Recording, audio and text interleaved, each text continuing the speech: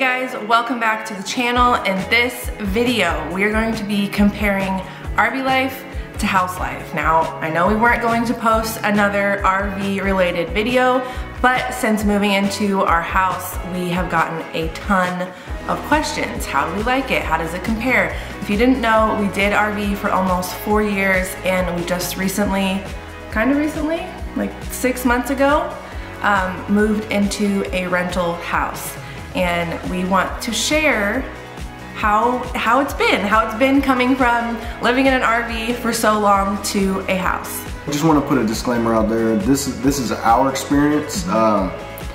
Everything you do is going to be in your walk of life, whatever you have going on, how you guys choose to do things, and financially how you choose to whatever your habits are. Yeah. That's gonna dictate your experience with anything. So for us, this is our transition. This is our views. Like me personally, our timing was perfect for us to exit full-time RV living. Yeah. So me personally, I feel like we're at a point to where RV videos for us are kind of transitioning into the background because we don't do that anymore, especially full-time.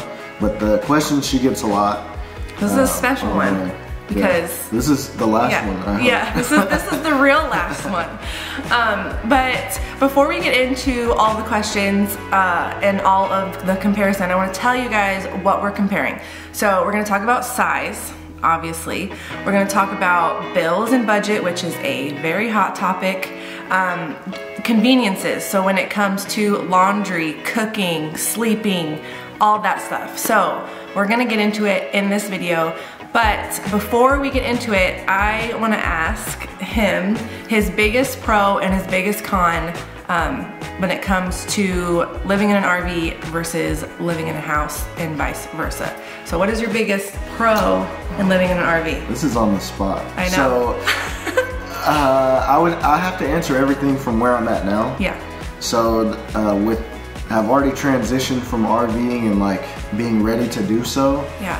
The biggest pro of the RV was full-time was exploring new places with the family and like us growing together closer. Yeah. I feel like those are bonds that we'll have forever, and we talk about how that changed us a lot, how we decide to do things. The biggest con was, I would say at the end, was just wanting to put roots down somewhere for our kids, but being in an RV on wheels and being able to travel and go whenever you want and not having to commit. Yes, that was so hard. Yeah. That was where I was like, okay, if we don't get out of here, I'm not gonna ever want to stay anywhere. I'm gonna go wherever I feel, whenever I feel. So. All right, biggest pro, let's answer this together. Biggest pro of living in a house? There's a lot. Conveniences. Yeah, there's a lot of conveniences, but I think and like just being plugged in and being able to be plugged in. It's important to us. A part of one community where your kids can grow and they can have friends. And so our kids are at that age, especially our daughter, where traveling is amazing. It's awesome. I love it, and I want to do it tomorrow. But you got to think about the kids, and for us, that was important right now. So living in a house, I was not wanting to actually leave the RV at first. But now that we have, it's just been such a huge blessing because I can see that we're thriving even more now than we were at the end of RV life, trying to figure out what was next. So yeah, just conveniences for sure. And then the biggest con is, to me, just you have to be super intentional about traveling, like I talked about in our last video when we visited Garner State Park. So it's not really a con, it's just you just have to be more intentional. And then I'm gonna throw that disclaimer out again. It was our timing, like our experience, our discretion. Yeah, I was ready. I'm not even gonna lie. I was ready to go, bro. I was ready. All right, so let's get into it. Okay, so first let's talk about size.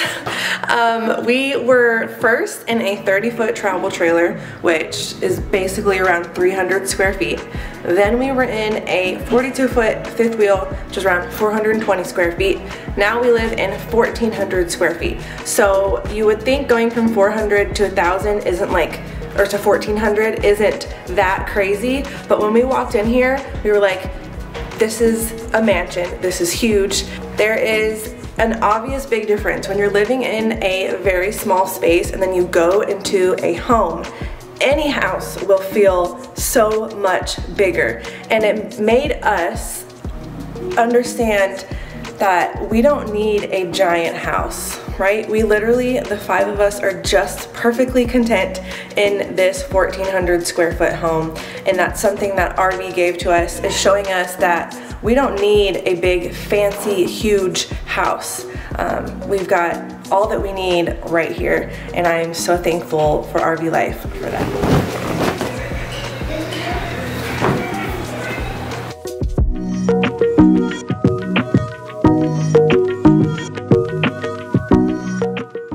So let's talk laundry.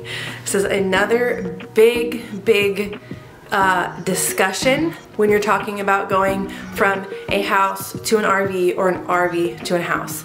A lot of people want to know, how do I do laundry? What's the best way to do laundry?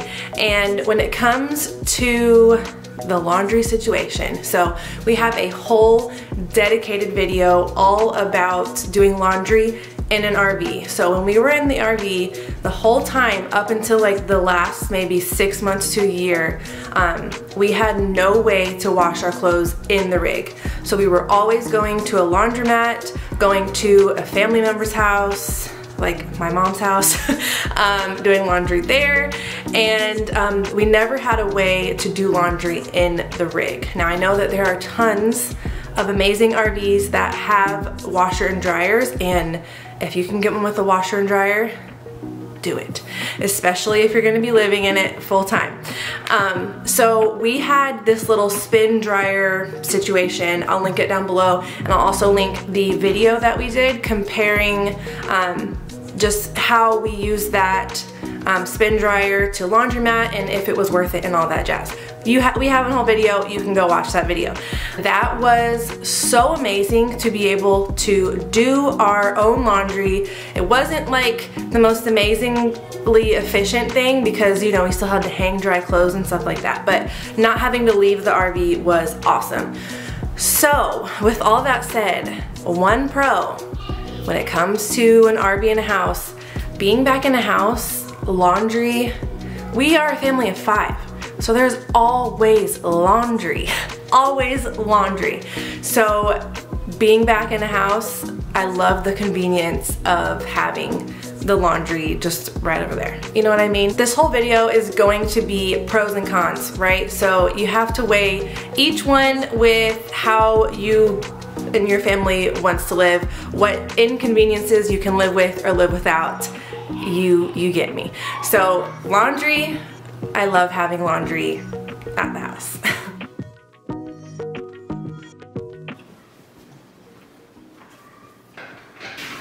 Okay, welcome to my kitchen. This segment is going to be very short because honestly, comparing cooking in an RV and a house, it's pretty much the same. The only difference is the countertops are bigger here and the oven is less sketchy. Honestly, that's it. We cook the same things here that we cooked in the RV and vice versa. Really isn't that much of a difference. We have been able to cook anything that we want, really. I just haven't done as much baking in the RV just because I don't like how sketchy it is when you gotta go light that pilot light in the oven. I don't like that. Like I said, not that much to compare. It's been not a huge difference.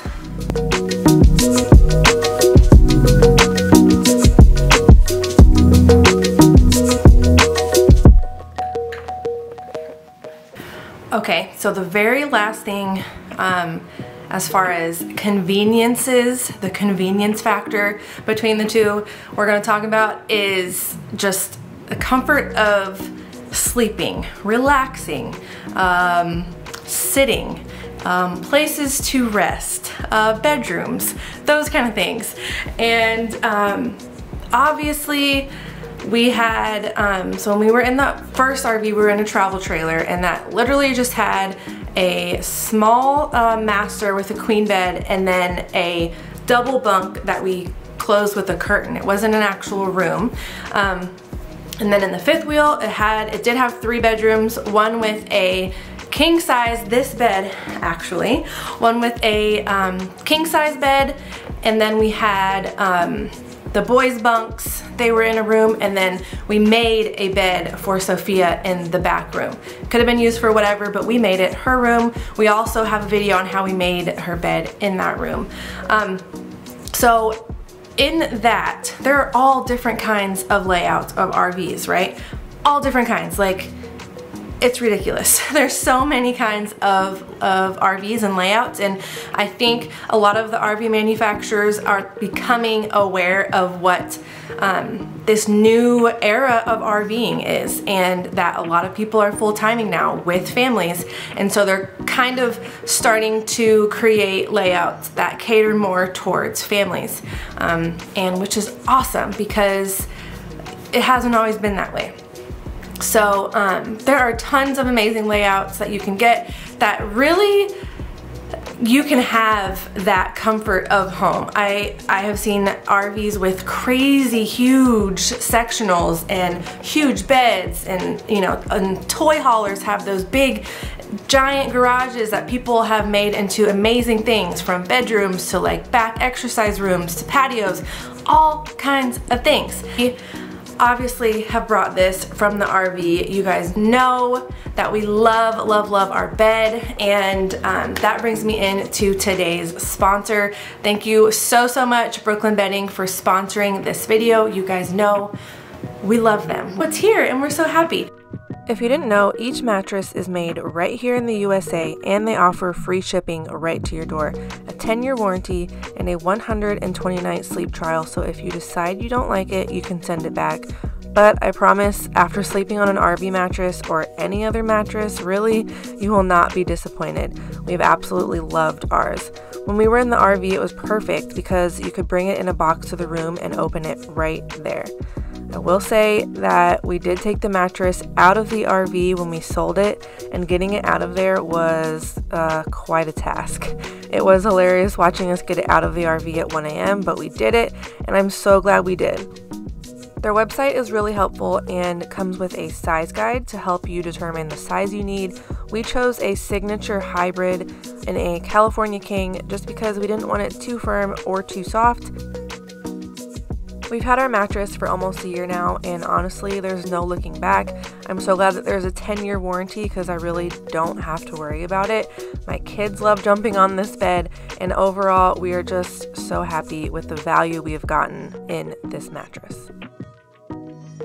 If you guys want to check out Brooklyn Bedding for yourself, be sure to check the link in the description box below and use the code FAITHBOUNDFAMILY for 20% off your order. If you don't follow us on Instagram, go ahead and check that out because Joseph actually picked out all of the furniture. He's starting to buy it, and I haven't seen any of it. Like when he first bought it, I didn't know what he was buying, and he picked out everything, so be sure to go check that out and let me know your thoughts. Okay, so let's talk about one of the most asked questions when it comes to comparing an RV and a house, living in an RV and a house, and that is the cost. How much does it cost? Is it really cheaper to live in one or the other? And first thing I'm gonna say is that is too general of a question, and I would never be able to answer that because I don't know how you spend money. I don't know what your budget is, and all of those things. I don't know what kind of RV you are gonna have or what RV you have. I don't know what kind of house you're gonna live in, whether it's big, it's small, all of that. I don't know any of that. So this is just gonna be based off of our experience, you know? So that being said, is it cheaper? And we've talked about this on our channel before. We've covered the whole is RVing cheaper thing on the channel before. So specifically right now, I am going to talk about electricity, because that is something that is a unexpected bill that most people in RV life aren't used to. So typically when you are RVing and you stay less than a month somewhere, your electricity is included, whether you are paying nightly or weekly. That is going to be included in your stay. Or even boondocking, that's free, right? Unless you know you need a generator, you need gas for the generator, all that kind of stuff. But when you start staying places monthly, then you have your monthly stay fee plus electricity. And that is something that we learned when we were staying long-term places and we were more stationary in the RV. One thing I did learn is to ask what their kilowatt per hour charge is. That'll help you determine, you know, how you can kind of determine what your bill is going to be based off your average use. Our bills in the RV when we were stationary and having to pay electricity was anywhere between $87 on the lowest, $87, and we have had a bill all the way up to almost $250. Now this was in the summertime in Texas, and their kilowatt per hour charge was very expensive, and I didn't understand it.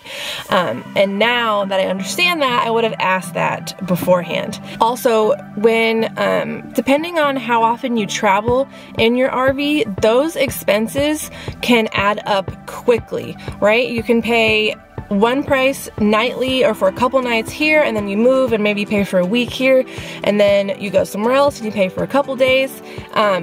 That can add up quickly. And then also the costs associated with owning an RV. There is something that is always going to be breaking. Now, we rent our house, so the maintenance is not on us, but I know one day we will own a house and the maintenance will be on us, but it won't happen as often, right? In an RV though, as it moves, things break. There's always something to fix. And so you have to, you know, account for that. So it's just, yeah, it's up to you and what matters to you and what your budget is and why you are thinking of RVing in the first place. There's just so many factors. So, bills and is it cheaper and can you save money? This is all subjective. So, in the house, we have a pretty steady bill. I will say it's around 180 bucks a month. We do live in Texas. Our house is around 1,400 square feet, so not like a giant house. We went from 400 to about a little over 1,400. And our bill has been pretty steady. Now with the cooler weather, we haven't even been turning the AC on. We haven't had to use the heat yet, which I'm a wimp when it comes to cold weather, so I'm sure we'll be turning the heat on soon. But our bill is pretty consistent. So this is one thing I will tell you. So when it comes to bills in an RV, or when it comes to bills and comparing it to a house and an RV, Joseph and I, literally before we moved out of the RV, we sat down and we listed out how much we're spending in the RV versus how much we would pay in rent and all of that in the area that we were looking in. Rent, we were looking at average electricity bills, and then all of our cell phone bills and all of that are still the same. We haven't changed any of that. We still have that. When we were going through this list, back then I did not want to move out of the RV. I was like, no, we're gonna live in an RV forever and it's gonna be amazing and all this stuff. But once I sat down and looked and compared the two, and since we weren't traveling, it was like, why? You know what I mean? We aren't traveling in the RV, which is the whole purpose of why we wanted to RV, wanted to travel and have those experiences, you know, because we technically weren't saving any money. We looked at the two and they were pretty much equal, if not more. It's just in the RV, bills were spread out over the month. In the house, it feels like a lot of the things fall on the first of the month, and then it kind of trickles out. But when we compared to the two, it was pretty much equal. So for us, it made sense. So you have to do what's right for your family. Do you live in a crazy expensive place where living in an RV actually is cheaper? Or is it another reason why you want to move in an RV? You know, is there a deeper reason there, and cost may not be a big factor? So you just have to weigh the pros and cons, just like with anything. So bills in a house, more consistent. In an RV, not as many bills. They were just kind of spread out over the month. But all in all, it was pretty much the same for us. Hope that helps. They say home is where the heart is, and while that sounds cliche, it's true. No matter if you live in a house, an RV, wherever you choose to call home, it's the people you love that make it feel like home.